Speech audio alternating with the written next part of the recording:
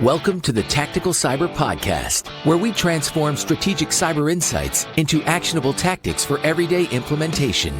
Join your hosts, retired FBI Supervisory Special Agent Darren Mott and Risk Advisory Practice Leader at Warren Averett, Paul Perry. Together, they bring decades of experience from the front lines of cybersecurity and risk management to help business owners and individuals take the actions that will keep their business and personal digital data safe. Each episode, we delve into the world of cybersecurity, sharing real-world experiences, expert interviews, and practical tips to safeguard your digital landscape. It's time to move past cyber strategies and start working cyber tactics.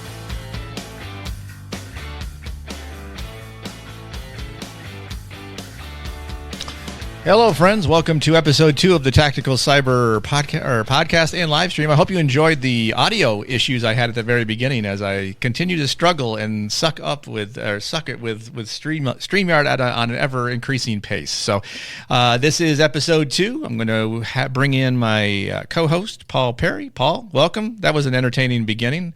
And for some reason, I'm looking on the LinkedIn page and I don't laughed see and it smiled the whole time.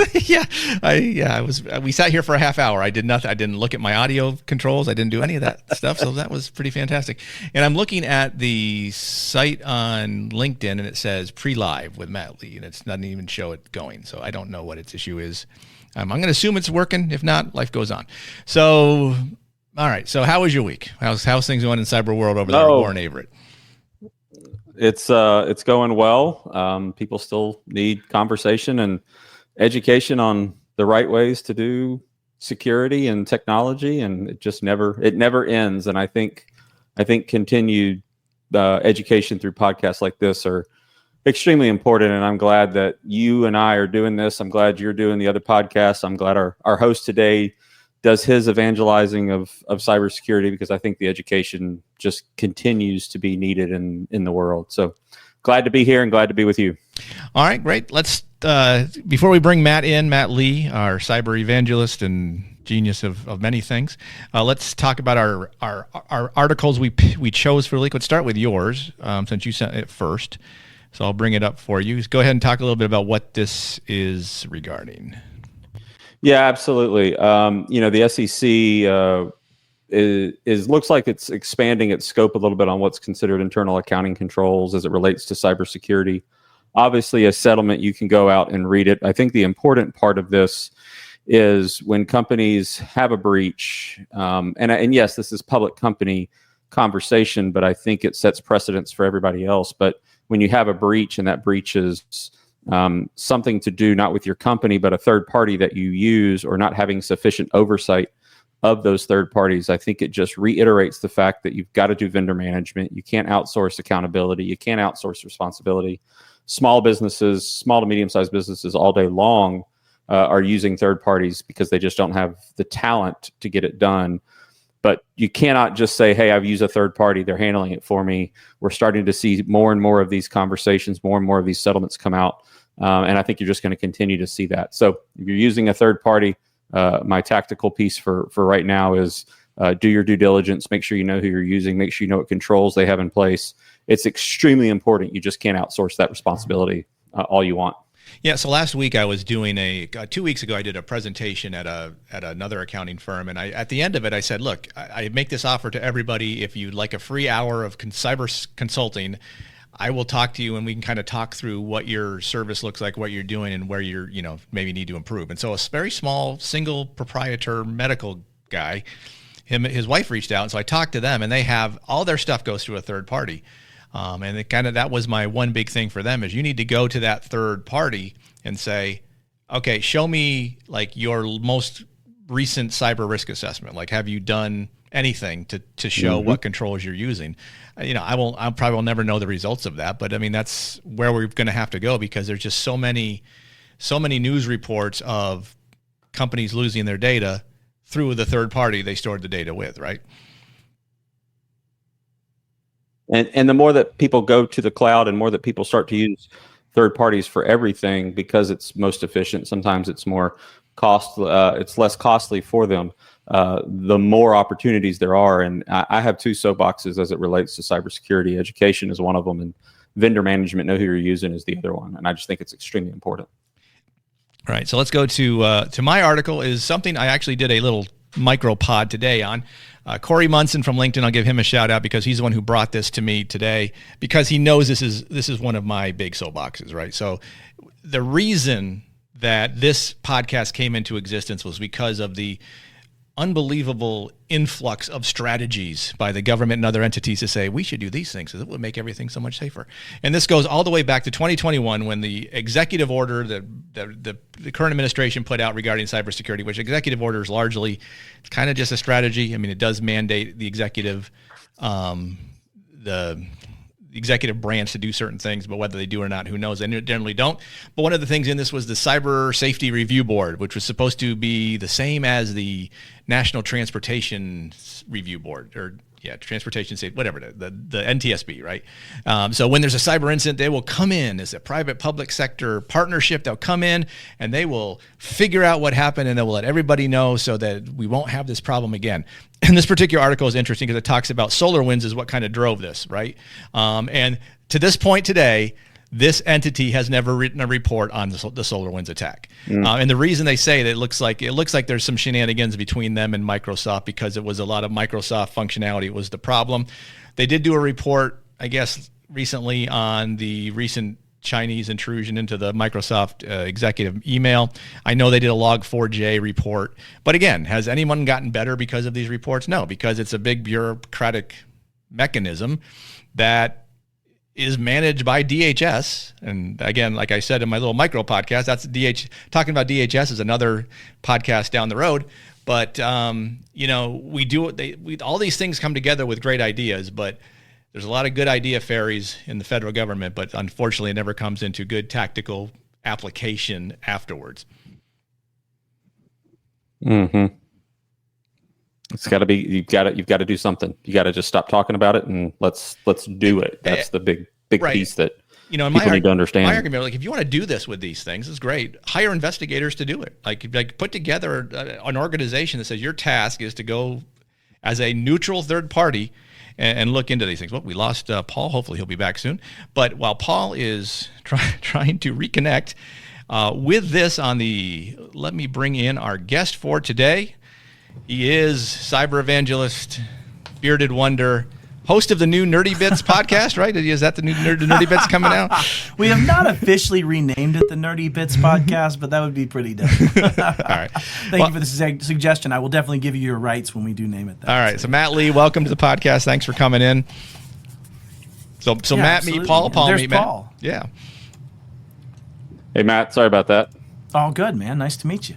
So Matt, nice tell us. Thanks for having me on, y'all. Yeah, so thanks for coming on to the second episode. I appreciate when I reached out and said, hey, I'm starting this new podcast. There may be all of 11 people that watch it by the time it's all said and done, but we got to start somewhere, right? Got to start somewhere down the road. So Chase Cunningham was first, and so Matt Lee was only because you were out of town, you weren't available, so you would have been first. That's a good one, though. That's a good one. That's a good inaugural one. You'll look back after like episode 400 and be like, man, what did we let those guys in for? I mean, that Dr. Chase Cunningham, I get it, but Dr. Zero Trust, but not that Matt guy. Yeah. So tell us, for those who aren't familiar with your oeuvre, tell us about yourself, Matt. Yeah, so I actually started out in life in a bunch of different careers. I was in banking and finance and in mortgages and numismatic and non-numismatic gold. I traveled around with some Armenian guys and bought diamonds for a few years. And, I've been in a lot of things, but ultimately I wound up as a break-fix technician number 7 for a small managed service provider in the Midwest. And I worked there and went through every single role, right? And when I say managed service provider, to a lot of people listening today, I'm not speaking those corporate entities you're used to working with. I'm not speaking from a very polished, this service is being provided. I'm speaking about, and this will come up later in our conversation probably, the managed service providers serving the small to mid-sized business world. Right, that entity that is the 42% or so of our GDP. And so I started in that. We grew it from just under $1 million to $3 million to $5 million to $6 million, merged to be $28 million in revenue, and ultimately I exited at $40 million in revenue and at a 14 times EBITDA sale price. And I got some of my shares off the table from my 11 years working there. But during that time, I was the only idiot that didn't back up fast enough, Darren. Like when they're like, "Who wants to be the security guy?" So I was just yeah. an idiot. It might correlate to your career too a little bit, but the point is I just at one point said, yeah, I'll take on director of technology and security. And that meant I dealt with the handful of incidents we dealt with in that space for people. But back in the 15, 16, 17 timeframe, there really wasn't a lot of things SMBs needed to do other than get back to operational in that regard, right? There was no IC3 or other things that even compelled them to report. So during that time, we bought a small company called Voldemort. At least that's what I'm going to call them from now on forward.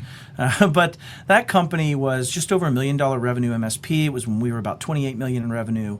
And I was the director of security. And I write out an email called My Single Greatest Fear, Darren. And it was to my 170 employees. And I was basically, not my employees, but obviously the employees that I was responsible for as a security director and my service providers. And I said, hey, listen, there's going to be some changes coming. And it was called My Single Greatest Fear. And that single greatest fear email was, we could be that next MSP. One of the first ones I had dealt with was ProTech at a buddy of mine named Eric that was part of the first Kaseya vulnerability in 2018.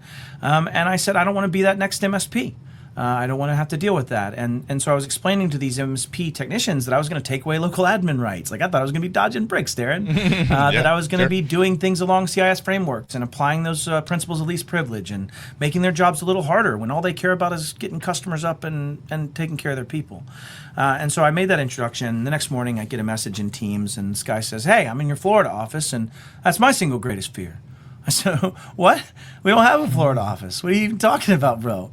And how are you in my brand new Teams environment I'm building for the new entity? Like, what?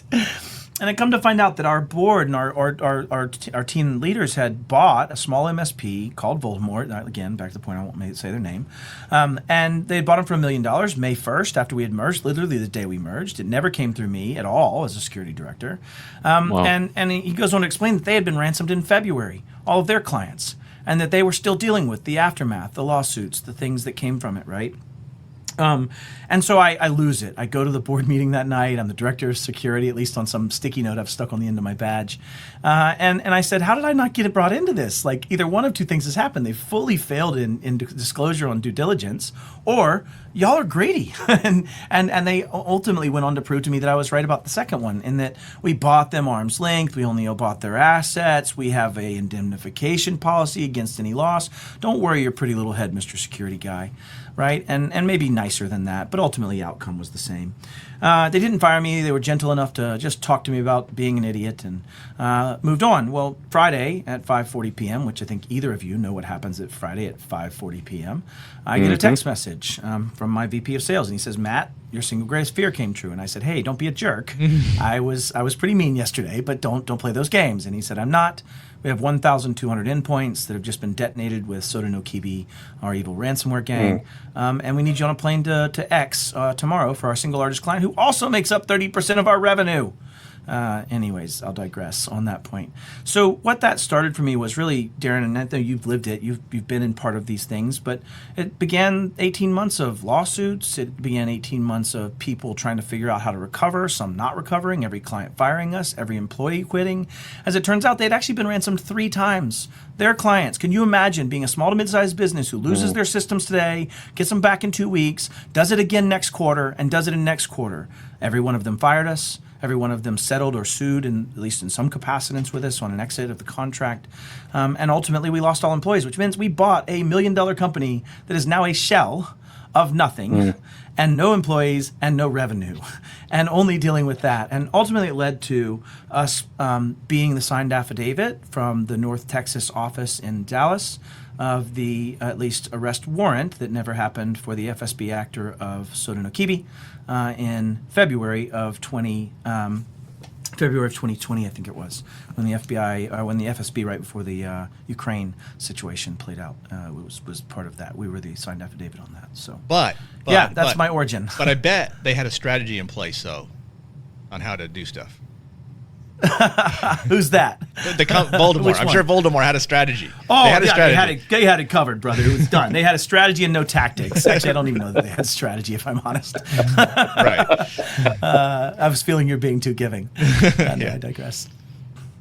Paul? Well, Matt, I can tell you're passionate. About small to medium-sized businesses. It's something I deal with on my day as well. Sure. Your bio and LinkedIn talks about it. What specific aspects of that small to medium sized business market is it that creates your passion? Where does that come from? I think it comes from this understanding that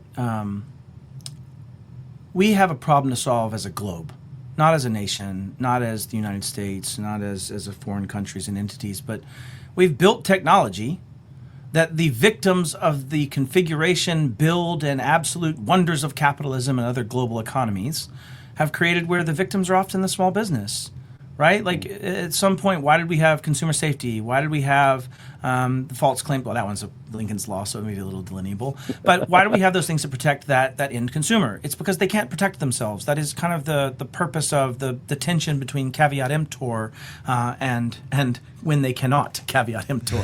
And technology is one of those where they couldn't, and we built shitty stuff, and people have swallowed shitty stuff. Like I have actual SMBs that right now have to have SMB1, server message block 1, turned on to run a full flat file database of all patient records running on a dental product.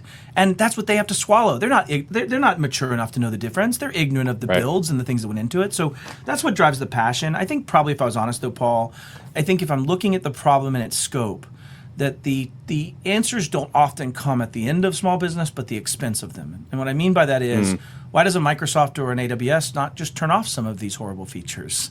Why do we not have those kind of things? Like at some point, it's because capitalism hasn't forced them to. So I think that's my passion, Paul, combined with the people that serve these service providers. When you're a large enterprise, you at least have the modicum of capability to look at this service provider and see if they're doing the right things from due care, what your requirements are, all those things. But when you're in a small to mid-sized business, someone goes, hey, I'm an MSP. They could have likely just stuck a sticky note on the wall and said, I'm an MSP. That's literally all they had to do to be that. So I guess that's probably the combination of, I feel like I'm fighting for the little guy, is the way I would describe it. So, do you have any success stories where I'm ready? Second Oh, time. sorry. Second. Go ahead. Yeah, sorry. Go ahead, Paul. Second podcast this week that I can say this. Second podcast this week that I can say this. I'm ready to run through a brick wall for you, sir. I appreciate your passion, and I know that brother. small businesses appreciate your passion. So thank you. Yeah, all God's children got a talent, right? So that's mine, and it comes from a lot of pain, right? Like I think that is my way of dealing with the trauma of it. So let's move away from some pain. And so, I mean, thank you. Thank you. What are some successes? Like give some successes where you were able to help small and medium businesses get to doing the right thing, to have the right tactics in place, to be able to say, okay, we know that we were at nothing here, but then Matt and his group came in, and now they've done these things to help us get to where if a bad guy comes at us, they're going to look and say, well, this is too complicated. We're going to go down to our competitor that's not doing anything. One of the beautiful things about, and I was actually talking with my partner that helped me down this path, one of the beautiful things about being an organization worth $28 million that has had a precursing economic impact of $3 million from a mistake there is, boy, you get to do a lot of stuff without asking about budget.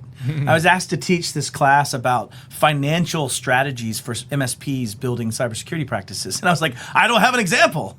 I had $28 million in revenue with a lot of people behind it, and I could just do shit. And so I did have an interesting play there that makes me feel a little disingenuous. But Darren, I was able to build in principles of least privilege. We were able to separate where my security team might be the identity creator, but my core services team is the one that assigns rights to an identity to be able to actually do something in a client environment. And we were able to do groups and separations and automation of what should Johnny have access to? Should Johnny have access to all 700 clients, 20,000 endpoints? Or should Johnny have access to the 25 companies he serves? And how can I make that a defensible argument? And what's interesting, Darren, and I'm not trying to beat on my chest here because I actually don't feel this aggrandized about it. I'm actually let down by this statement, is that I haven't worked anywhere else or seen anywhere else that's done the things we did as a small $30 million company with a bunch of idiots and one cockeyed bearded guy driving the security team. Like, I'm blown away by how lack of those standards exist both in enterprise all the way down to small to mid-sized business. And if you don't believe me, go look at the Cisco Talos write-up, right, by Talos on Cisco's breach, and you'll see 26 different CIS IG1s that are violated. Like, it's the basics, man. It's the hygienic basics. So what are the pride things? I think there's the aspect of being able to build something that I now still hold as a model even 5 years later, unfortunately, in that regard from what we built during that time. So that's the win. I think when it comes to those SMBs, though, there's a by proxy win. Right, Darren, I've literally been the bad guy. I'll try not to tear up as I say this one before, but in reality, I bought a company that was the destruction of 26 different companies because we didn't give a shit. Like, I just want to put that in perspective. So while I don't know that I have direct wins, I will say that I am proud to be able to have been involved with an organization and now get to every day teach about CIS and frameworks and safeguards and following tactical pieces. Like, the whole name of this episode, this whole show is stop going from this stupid strategy and get into actual tactics. Well, what's more tactical than, hey, stove hot, don't touch stove. Let's go figure out a process not to touch the stove, right? Like, and so that's what I'm blessed to be able to do every day. What's your favorite framework? Do you prefer NIST? Do you prefer? I'll come back to you, Paul. I just he made me think of something. So because I'm trying to help a bunch of small nonprofits just kind of do a basic risk assessment, right? And so I'm not using I'm using somewhat like CIS, but I'm just saying, hey, here's 10 things. If you're not doing these, you're not doing any of the other stuff anyway. So which is your preferred framework for small medium business to look at? I like to say that CIS is the how to NIST's what. And what I mean by that is if you look at NIST gives you overarching, like, thou shalt have an identity management practice. Whereas CIS goes, hey, bro, write down all the list of everybody's accounts. Like, that's a good start. Like, let's do that, right? So, like, I feel like CIS is the very tactical element of most frameworks. And what's great is they've already done a lot of the work to take CIsecurity.org and do the critical controls navigator to say, this kind of helps you solve this one. Now, you got to take some practitioner land there and hire a Paul, maybe. But you do have to go down that path of being able to map that and understand it. So, for me, Darren, final answer, CIS, because it provides you a bridge gate. I mean, if you do see all of CIS 1 through 3, IG 1 through 3, you're pretty much covering like 56% or so of 800-171. Okay. Right? So you're getting into some very interesting aspects of it's a good starter framework and a great way to get the muscles flexed. So I would say CIS is mine. All right. Yeah. All right, Paul. So Matt, challenges are different, small business to large business. And I want to know the uniqueness of those challenges. But before we get to the uniqueness of those challenges, that one face that maybe doesn't, there is one factor I do believe that all face that is the hardest part about the tactical piece, and that's the people aspect of a business, right? Yeah. The people doing what they do on a regular basis. And can you talk about why the people issue is bigger at a small business than it would be at a large enterprise? Yeah. I think there's actually maybe an argument that challenges that a smidge in a way of saying, you actually in the enterprise have more disparate level of people that are unaware of all the things happening, and so there's significantly more chaos and elevation and distance there, just from a exponential perspective of the variables and the variabilization that can play out. That said, though, I think the SMB, to your point, is harder to train because they're just trying to keep the freaking doors open, homie. Like, at the end of the day, there are things that they're just trying to do to just even make enough hamburgers to go buy enough cheese to go do more hamburgers next week. Like, I don't want to be that guy or be demonetizing, but that is kind of the reality of at least a large swath of the business in the world. So I do agree with you being right there. I just think businesses can win this. And I'll bring you to this other point, Paul, of I feel like the differences between SMB and big business we'll talk about later. But what's interesting is, for the first time, I think technology can be held. I actually got the pleasure of speaking to 3 Senate staffers last Friday about this, or 2 Fridays ago about this challenge, specifically this regulatory challenge of MSPs and service providers and things there. And one of the things I ended with there, and I'm sorry my friends at Microsoft, I'm sorry my friends at AWS, I'm sorry my friends at Google, I love you and I don't mean this to be negative. But if I was the United States government, or any entities in general, would I rather choke the throat of 1 million end users, 1 billion end users, or would I rather choke the throat of 3 or 4 major providers and make them force that capability to be similar? And I say all that to say, if I'm looking at a business that's a small to mid-sized business, I'm getting a little techie here, so y'all that hate that, I'm sorry. But if I was to start a new business tomorrow, there's almost zero chance, even if I was a code-producing entity, there's almost zero chance that I would have a server. There's almost zero chance that I would have traditional Active Directory or any other type of identity source. I would most likely be using a Microsoft Entra ID, Okta, AWS, some type of ID, or Google. I would extend that into SaaS platforms through SSO and other extensibilities. And I say all this to say, you could see a world where for that small to mid-sized business or startup code-producing entity that's using function services, platform services, those types of things, that I could actually be very linear. I could have very normalized types of experiences. I went from Server 2003 to 2008, 8R212, 12R2, 1619 to Forest Function 03, 08, 08R212, 1619 to now Graph API. license this, setting X. And you can start seeing a world where the normalization allows for standardization, and the standardization allows for automation, and the automation allows for you to be operationally managed in a way where it makes it harder for users to do the wrong thing and easier for them to do the right.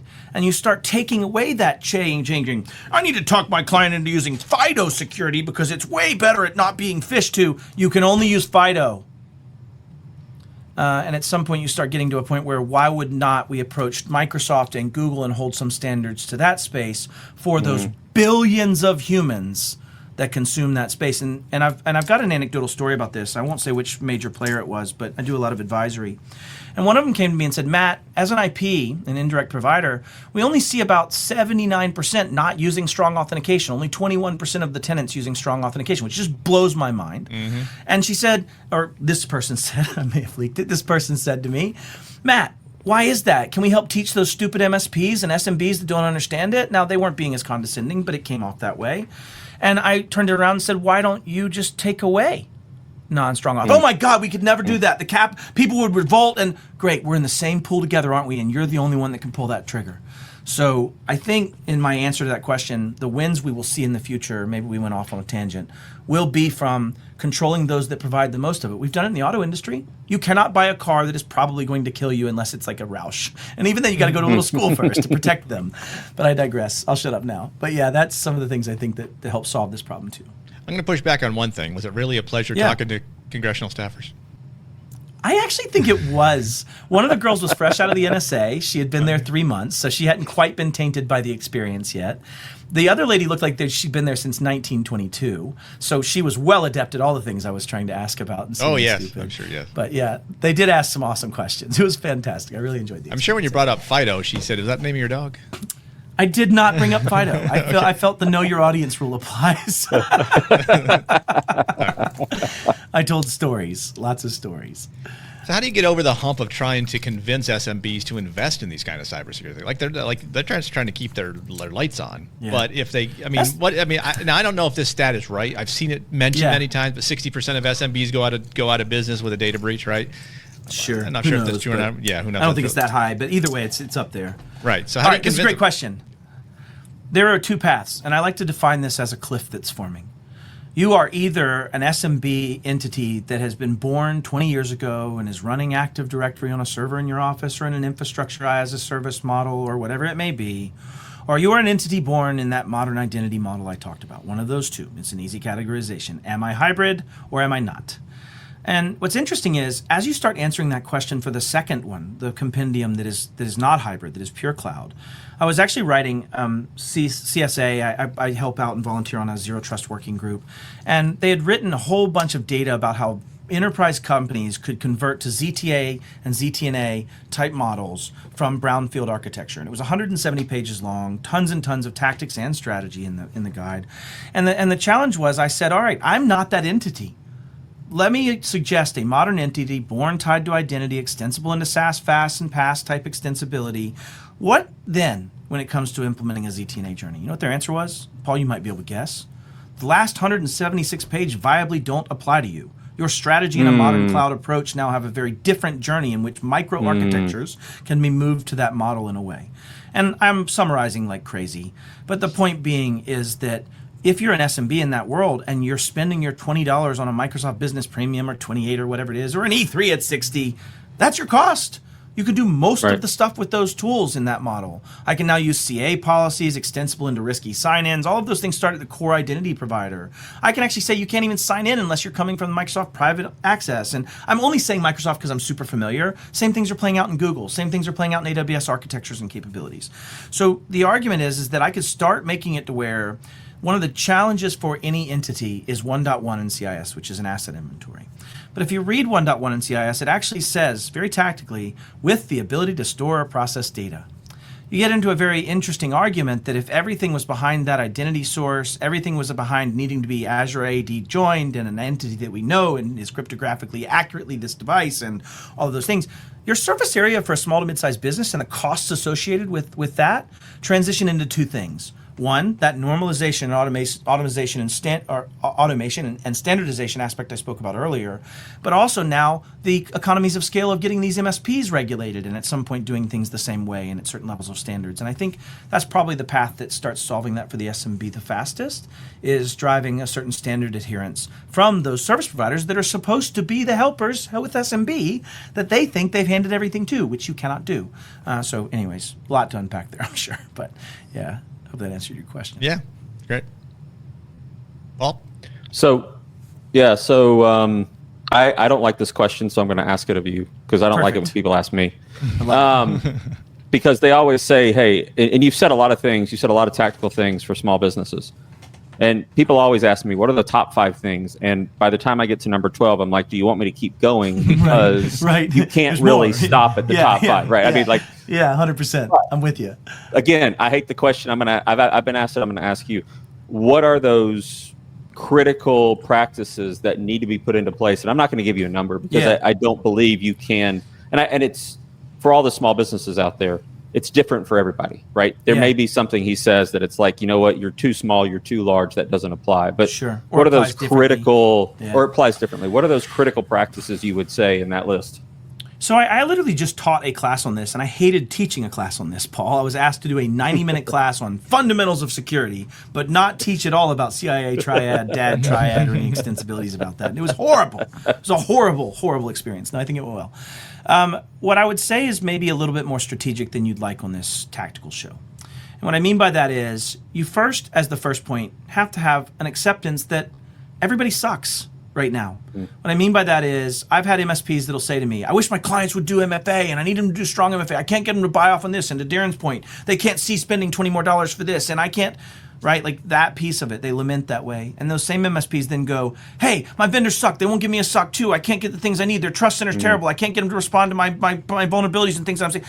But none of them turn around and go, I don't have any of that shit. I'm doing none of this. I suck. And if you were to do that math, you would note that everybody sucks.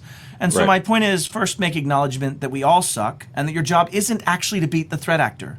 Your job is to be defensible in how you chose to do so, and your job is to take the next step and the next step and the next step.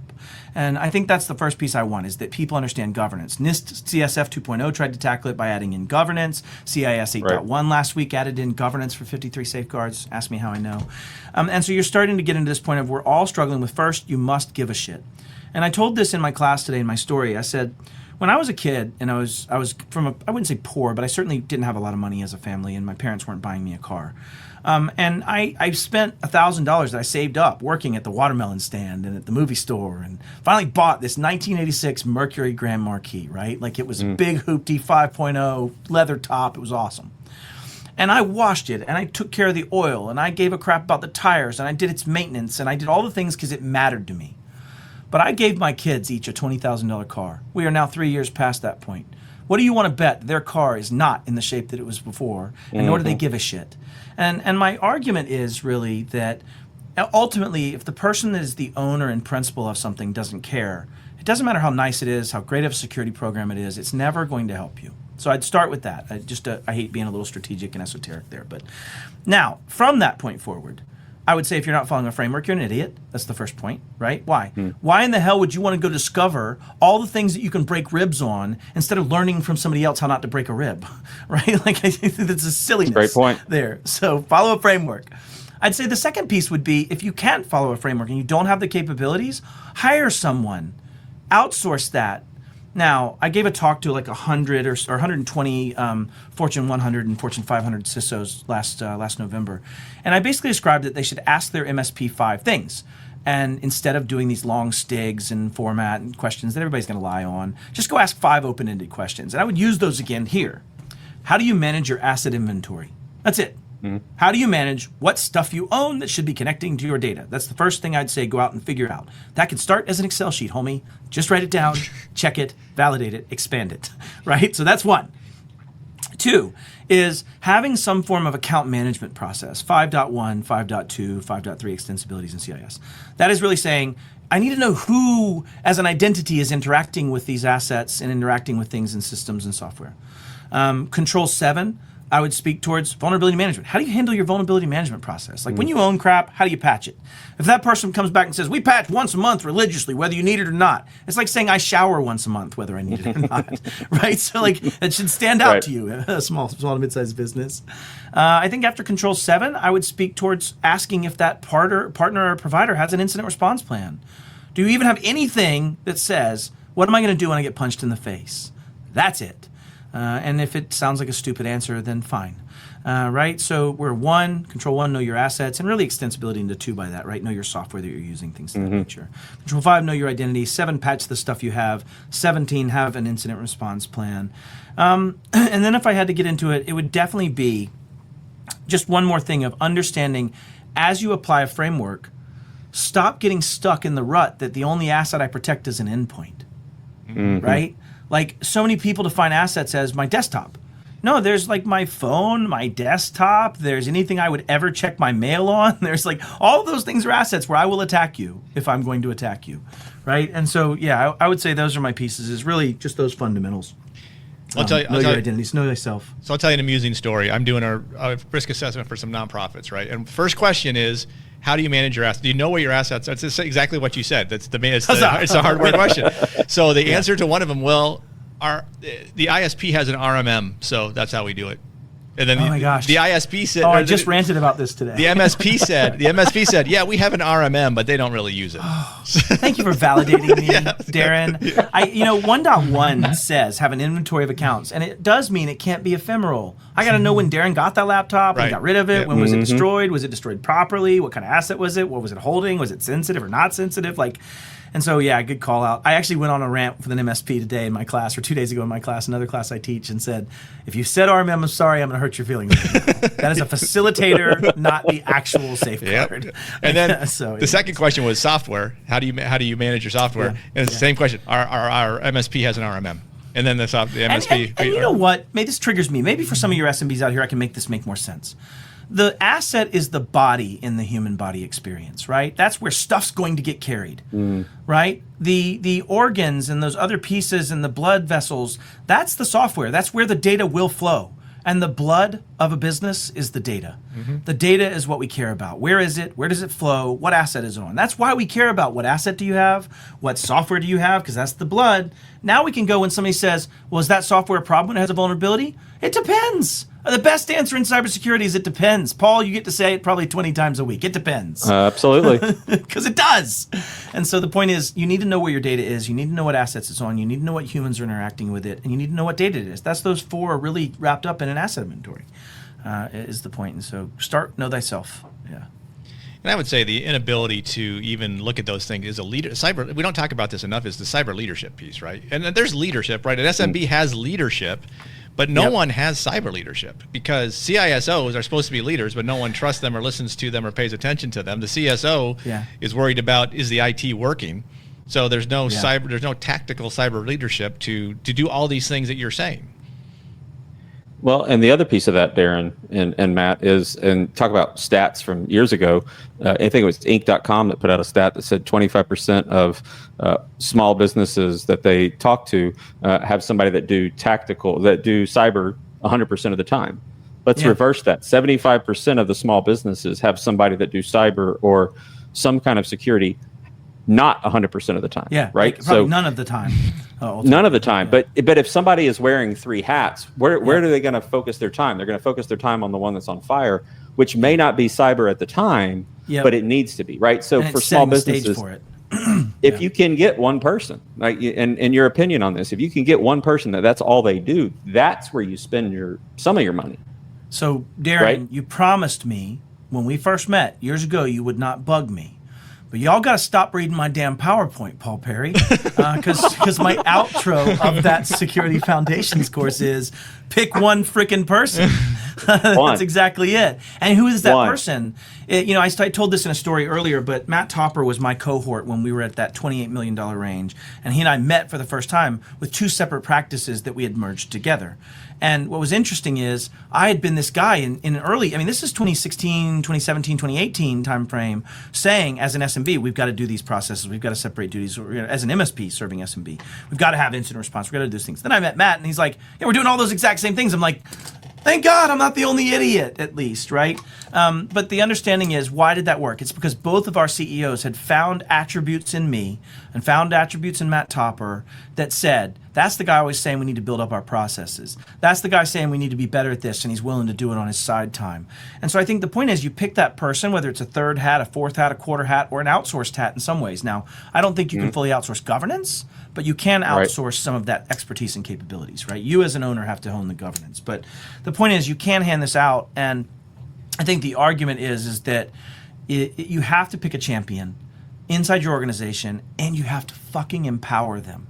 You can't just let them be a titular figurehead that's going to do stuff. You have to say, just to your point of the CISO, Darren, you have to give them the ability to CISO, or they're not going to CISO. Right. And I think even at the small to mid-sized business level, if you can't empower an employee to own managing assets, managing interactions with the MSP and ensuring they're doing these things, like having some ownership, and at the MSP, and managing someone of the similar ilk to make you be better. So yeah, Paul, great call out. You've got to nail a person to be the champion. And if they don't have the expertise, you have to either give them the ability to grow it, you have to give them the KPIs to support them growing it, or you have to find ways to outsource and collaborate with partners like yourself. Right? I think that's the play out that comes out even at the SMB, MSP level in my mind. So we're coming up on almost 45 minutes. So like I like to say, we're here for a good time, not a long time. So Matt, you are traveling all over the place. So where are we this week? Every time I look at your LinkedIn, you're taking a picture in an airplane. I'm actually getting to drive a few times. I'm going to be in DFW, so for an OSINT perspective, I just failed at least in saying I'm probably within 14 hours or so of that location. But the point being is that I will probably be in DFW this next week, home for a week, or for 2 days, then back to DFW, then to Atlanta, and then back home. So that's the 2.5 weeks or so coming up. Do you ever come to Huntsville, Alabama? You know, it's been a long time, Darren, but I can make that happen one of these days. Maybe we'll do like a B-sides or something. If you do, awesome. I'll give you a free book. I'll give you a book. I'm in. All right. Yeah, that's awesome. Gotta pitch the book at some point. I'll make the 2-hour drive up, and I'll meet you as well. That'll be fun. I do about 150 flights a year, give or take, between the different things I do. So talk about your other podcast too, Laura, because obviously you are all over the place on LinkedIn with what are your Beard Banter. I have Beard Banter. I'm starting M Squared with Matt Topper. That's the Nerdy Bits. That's the Nerdy Bits one. Yeah, no, that's the game. The game's the Nerdy Bits one. Okay. I'm glad you called that out. So I do have a video cast like this that I do with my friend Dom Kirby, and up for the last 2 years, we've actually focused very rhetorically on a lot of topics, right? Very opinion based, very discussion about the topic and rhetorical aspects of it. And what we've started to notice, and I think maybe you're on the same train, is people want tactics. They want actionable items. That's what we're at. We're done with rhetoric. We want real data, which is great because it lets me get nerdy again. And so we're starting to tackle topics of actually having to demonstrate something. Like tomorrow we're doing DNS and SPF management for DMARC, and how it shows a threat actor your posture and how good in hygiene you are at things, right? It helps me as a threat actor know if you're not doing that well, you're probably not doing the asset inventory well. And so ultimately, we're really tactical. So the game is on Wednesdays at 3 o'clock p.m. Central. And then Beard Banter is my love project and therefore has not been touched for a while, but I've got one coming up here soon, which you've been on a few times. I have, so yes. I think I have 50 or 60 episodes there, but yeah. I just pop in and taunt from the back, it's back rows. It's delicious, yeah. In fact, I've got one coming up soon in the next couple of weeks with my former VP of operations when we were about $28 million through 40, who his job was to tell me no on the things I'm asking. Like ultimately, we're going to talk about the tension of me coming in going, we really should deal with these things. And he's like, put it in the Disney drawer, Matt. And we would have to actually revisit certain things per quarter. So it was fun. So if I pop in and say, hey, ask him about Voldemort, that'd be okay? Oh, he would definitely be squirmy. I'm the only one idiot enough to talk about it since the last check cleared.